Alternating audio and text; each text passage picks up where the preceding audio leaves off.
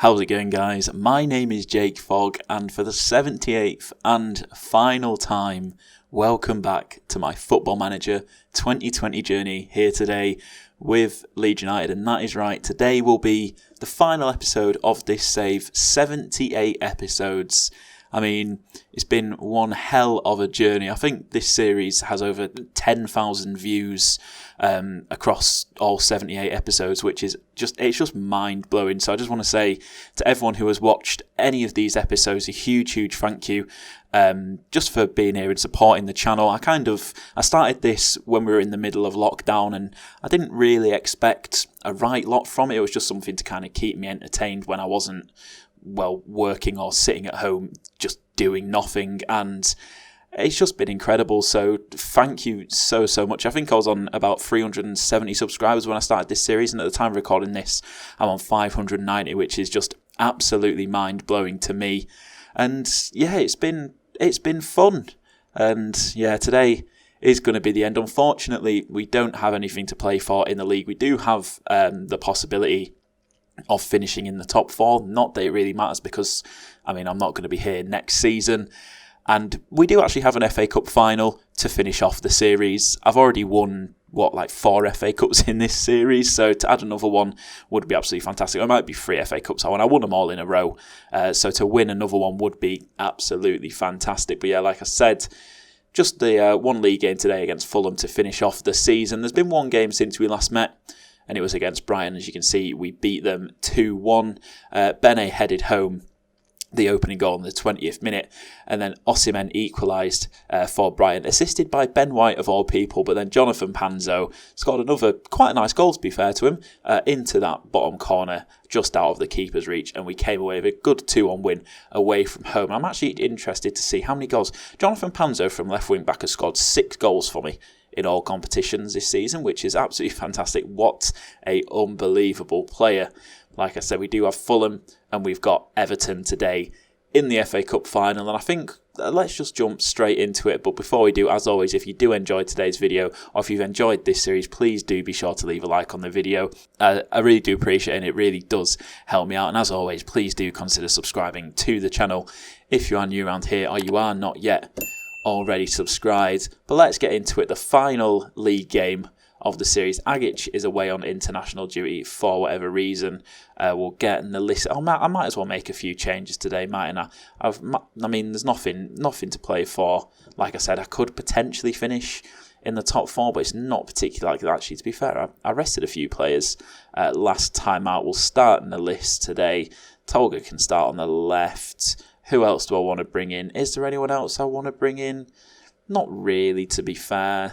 We'll leave Barrientos on the bench. We'll start Hassan at right wing back. Is Inahazwe, is he fit? Is he anywhere around here? There he is. You can come in for Bene for this final game. So the lineup is not actually going to be what it is. I'm also going to change the goalkeeper around. Why not?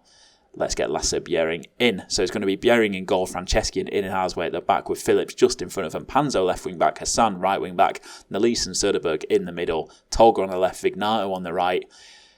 And the boy, the wonder kid, 16-year-old absolute legend, Anwar Janssen, leading the line today. Hopefully he can bag himself a goal. And since it's the final episode of the series, let's do it in 3D. Why not? We have a chance to qualify for the Champions League. Go out there and impress me in all your 3-dimensional glory. As you can see, it is quite tight. We're level on points with Chelsea, but our goal difference is not great in comparison to theirs. And, Manchester United are a few points ahead of us as well, as Maya has the ball on the edge of the box, plays it to Maloney on the left hand side, cuts in, well taken by Tolga. It's a poor headed clear. What a tackle from Janssen, the 16-year-old centre forward. You love to see it, but he can't keep hold of the ball there. Now Fulham coming on the attack. It's a good save from Bjerring. This might be his first ever game that he's played for us in the league. I know I've played him in a couple of cup matches, but I'm not sure if I've started him in any league games as of yet, as that is a poor tackle, but it's a poor strike as well. But yeah, I think Chelsea play Birmingham, I think, and Man United play West Brom. We need either of them to drop points if we're going to do anything and finish in the top 4 as Tolga hits the post, agonisingly close. But unfortunately, he could not find the back of the net as Liverpool have taken the lead against Burnley. And as things stand, they are going to be Premier League champions. And well, they've taken a 3-goal lead out of nowhere against Burnley. Now, Tolga's corner comes in. Phillips is there at the far post, but his header is over the bar. You might remember Liverpool were about 12 points clear at the top of the table not that long ago. And now on the final day, they're currently being pipped by Arsenal as we get to half-time. And I'm far from pleased with what I just saw from this team. Come on, boys. As things stand, it's for the taking here. Man United are losing. 2-0 Man United are losing against West Brom. And Spurs have just conceded by the looks of things. So we have moved back up to 5th place. Currently level on points with Chelsea, but a goal could change everything very, very quickly. Soderbergh so close to winning the ball back in a dangerous position. But Fulham playing it round at the back. Meyer, back to Maloney. Soteldo, Thompson. Can we nick it off them and start a little attack here? Go on, catch him. Go on, Janssen charging down the keeper. But Fulham keeping possession of the ball very, very nicely here. So we need to win this back quickly. As Fulham are just biding their time, but they've took too long. Soderbergh is in. Soderbergh, he's so reliable. What a player. Signed for 2.2 million so many seasons ago. Transformed himself into one of the best midfielders in the world. And he may have just given us the goal that secures Champions League football for next season. Even though I will not be here for it. And after that, he's got injured. So Bruno Costa's coming on. Oh, for God's sake. What injury is it? It's a potential foot injury. All eyes on Man United. Man United losing 2-1. Chelsea, by the looks of things, Chelsea are still drawing. There's just 10 minutes left to go here. I'm just letting time tick away as Franceschi scores the second goal of the game. His third goal of the season. Heading home from the free kick. I think it was a free kick. It was indeed. Bruno Costa played it in and Fernandes was there. Keeper got a hand to it, but he couldn't keep it out of the back of the net. And as things stand, we will be playing in next season's Champions League. Well, I won't be playing in next season's Champions League, but whoever takes over from me will be. Unless Fulham can put a stop to it. As they're on the attack here. Ivanov, good save from Bjerring. I don't think he's had much to do. But when he's been called upon, he has been alert. And he's keeping a clean sheet at the moment. As Panzo heads clear from the corner. Thompson picks it up and goes all the way back to Rodak in the Fulham goal. And that is the end of that highlight. As we're getting into injury time here. 5 minutes of injury time. Just 1 minute remaining. And there we go. A comfortable 2-0 win at the end of the day. Very happy with the result. And the way that you played. Did all the results stay the same? Yes, they did. We've finished third. Not a bad end to the season. Look at that, Norwich. Solly March, 94 and 95th minute to give them the win against Bournemouth. Jesus Christ. Arsenal win the Premier League, pipping Liverpool to the title. I mean, look at the collapse from Liverpool here. I mean, look at that. Loss, win, draw, loss, draw, win. My God, what's Arsenal's form been like in that time? Because it must have been pretty solid. Yeah, look at that. Win, loss, win. I mean, the amount of points they must have gained on Liverpool there is absolutely incredible. But there we have it. How badly injured is Soderbergh? He's pulled his ankle ligaments. He's out for 11 to 14 days, which means he won't be playing in my final season. Which is incredibly disappointing. £153 million transfer budget. Oh, I can't believe it. I can't believe I'm missing out on it. PSG are after Franceschi, 85 million. Vignato, who's after Vignato? Dortmund are after Vignato. 4.3 million to be shared among the squad and backroom staff on a pro rata basis after finishing third in the Premier League. All in all, I'd say a relatively successful season. Just a shame we couldn't go that extra mile and win the title. But we do still have the FA Cup to play for. 6 days away. We are playing Everton. I'll see you for it in just a moment. Right, so here we are. The final game of the series. The Emirates FA Cup final. As you can see, we've won it 3 times, not 4, as I for some reason thought that we had done, but we won it. I think that was our first season in the Premier League, and then we won it the next 2 years following on from that. Not managed to win it since, so hopefully we can finish it with a win today against Everton. Not the toughest of opponents, but I am going to go full strength. Why not, for this one final game of the season? We'll get, who do we want to get on the bench? Let's get Janssen on the bench as well. And let me just check. Everything is in order. Everything seems fine to me. So it's going to be Pavlenka in goal, Franceschi and Benny at the back with Phillips just in front of them. Davies left wing back, Barrientos right wing back, Fernandez and Bruno Costa in the middle, Tolga on the left, Vignato on the right, and Hermoso up top as that lone striker. And come on, boys, let's go out with a bang. A nice 3-4 goal win to win the FA Cup, to finish off the series, would be absolutely ideal. Obviously, I'll do a little rundown once this game is finished as well. Just talk about the series in general and this season.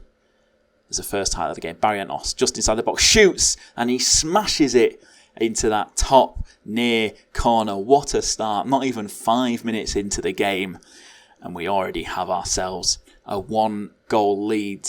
Barrientos, 5th goal of the season from right wing back. What a player. Assisted by Bruno Costa. Keeper got a hand to it, but he could not keep it out of the back of the net. And that is the dream start. And from a goal kick, Bene to Phillips. Back to Pavlenka. Franceschi, we're just toying with Everton at the moment. As Tolga, he's got room to run. And he's going to lose the ball, but Davies wins it back. What's he going to do? Pulls it back to Tolga, takes it past his man, pulls it into the middle. Hermoso is there for his 16th goal of the season, assisted by Tolga. Something that we've not really seen much of from Tolga this season. I was excited when I signed him with that 17 crossing, 17 dribbling. And he's showing off those attributes right there. Fantastic wing play from the young Turkish international. And Hermoso scores to give us an early 2-goal lead. Not even 10 minutes into the game. And we've already got one hand on the FA Cup trophy. As the game seems to have just seems to have died down a little bit now. You know, Everton, I think they're probably just a bit shell-shocked trying to get themselves back into this game. And we're comfortable, so we can just control possession, control this game and make things difficult for Everton. As we approach half-time, and there's not going to be any more highlights. Bloody hell. I'm very happy with the way things are going. Keep it up, lads, as we enter the second half. What a season. What a series. I'm just upset that we didn't manage to win the Premier League or get to the final of the Champions League. Let's get Anouar Janssen out. Let's get Kelvin on the right. And let's get Kelvin on the left, and let's get Mikic on the right. I'll actually put Kelvin as an inside forward. Just switch things up a little bit. But we've used all 3 changes, which is probably a little bit brave.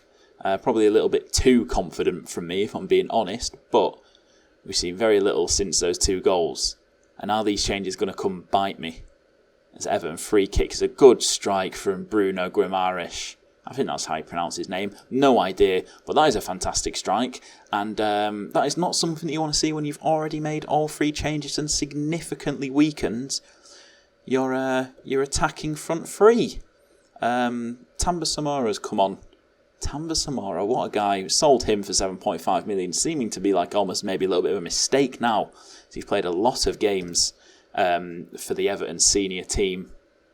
But there's only 5 minutes left of normal time. Can we hold on and record our 4th FA Cup victory of the season? The time is ticking away. And there we go.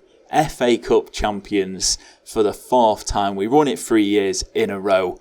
We've had 2 years off to give some other teams a chance to win it.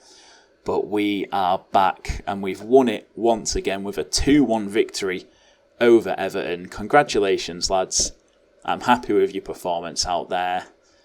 And well, what a way to end the season, end the series by celebrating the FA Cup and Community Shield double. Let's see, send assist and board delight with Club Vision progress. Do not care. Barcelona after Hermoso. And let's see what these end of season awards are saying as the players are going to head off for the FA Cup. Not the FA Cup, for the World Cup. Jesus Christ, that well-renowned international competition, the FA Cup. As we'll have a little look. Surely this is going to be all the end of season stuff. Best 11 squads.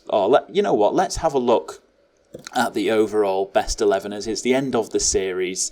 So it's Pavlenka in goal, Franceschi and Sistana at the back. Phillips in the Calvin Phillips role. Are you surprised? 323 appearances, by far the most made by anyone on this list. Davis left wing back, Barrientos at right wing back, McCalmont and Söderberg in the middle, Galeno on the left, Mikic on the right, and Montagnu up top. Who else features on the bench? Kiko Casilla, Noan Kenner, Ethan Ampadu after his 2 seasons on loan, Matty Bogus, 221 appearances, Maria, 149 appearances. How did he get on at Liverpool this season? He actually played quite a lot of football, to be fair to him. Definitely a good move. 23 starts in the Premier League. Vignato with 117 appearances and 40 goals. What a return. And Kelvin Ibrahim, 86 appearances and 34 goals. Who has the highest average rating out of everybody? Of course, it's Calvin Phillips, the one club man. Look at that, 367 appearances in his career. Obviously, not all of those came under me because, well, you can see there he's played 3 full seasons pretty much before this, then a few appearances in the seasons before that. But 367 league appearances throughout his career, and it's 323 appearances in all competitions for me. What a legend. Special mention to Ole Söderberg. Back when I signed this guy for 2.2 million in the January of our first season in the Premier League, never in a million years did I expect him to go on and become the player that he has ended up being. I mean, look at those average ratings. A 7.35, the pick of the bunch that year. A few games less than normal this season, only making 28 appearances in the league. I think that's partly injuries, partly rotation, because I actually have another box-to-box midfielder that is nearly as good as him. Not quite as good as him, but nearly as good as him. And he's been here, I mean, nearly all the way. I remember when I signed this guy, I wasn't 100% certain of him. I was a bit worried about that 20 aggression. But I'm not even sure. Has he ever even had a red card for me? Let's see. No. Oh, he got 1 red card internationally. And he got 1 red card in the league in his first season. But since then, not a single red card in any competitions for me. For someone with 20 aggression. That took me by surprise. He had a fickle personality. We tutored it out of him. And, well, I mean, just look at him. He's phenomenal. What a player, what a magnificent servant he has been to the club and to me. Then you got Alphonso Davies as well, signed, I believe, my first season in the Premier League, just 13 million, and he's been pretty much my first choice left wing back ever since, putting in some fantastic performances. 10 assists that season, 5 goals that season, in his debut season, in fact. And yeah, it's been good. I'll have a little rundown of how we've done. We'll start off in the Championship, and we'll go to our first ever season league table where we absolutely demolished the league. 100 points, 9 points clear of Fulham, and then 12 points clear of third place. And then moving into the Premier League, just go back through all our previous finishes. We finished 10th in the first season, and it was 3rd, 6th, 2nd, and finally 3rd. What was the most points we got in this season? We got 83 last season. We got 84 the season before that. So 84, our highest ever points total in the 2023-24 season. Liverpool beating us by 6 points. And the following season, 83 points. Liverpool once again beating us by 6 points. And then in our final season, only 77 points this time round. And guess what? Arsenal this time beat us to the title by 6 points. If we got those 84 points like we did 2 seasons ago, we would have won the league, but unfortunately it was not to be. And finances wise, we've got 360 million in the bank. We are classed as rich. Where can I look? How do I look at the reputations? World, where is it? Europe. rankings? No. Clubs. So in terms of most reputable clubs, we are 1, 2, 3, 4, 5, 6, 7, 8, 9, 10. The 11th most reputable club in the world. And, well, look who we are ahead of. It was only fitting, wasn't it? It was only fitting that we finished the season by finishing just ahead of Man United in the reputation rankings. We are, the fourth highest reputation Premier League team, which is, it's some accomplishment, to be fair. And I don't really know what else to say.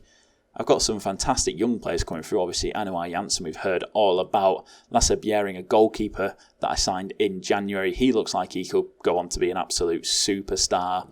Got Leeds, the central midfielder, who just keeps getting better and better after I signed him for 675,000 great British pounds. He was a striker. I've turned him into a central midfielder, and I think he will become a very, very good midfielder. We've got Talat, wonder kid left back, 19 years old, 5-star potential, very, very good. Unfortunately not got a work permit, which is why he's not with me. Robert Kennedy, another fantastic young goalkeeper, 20-year-old Brazilian, signed for £22,000 all them years ago.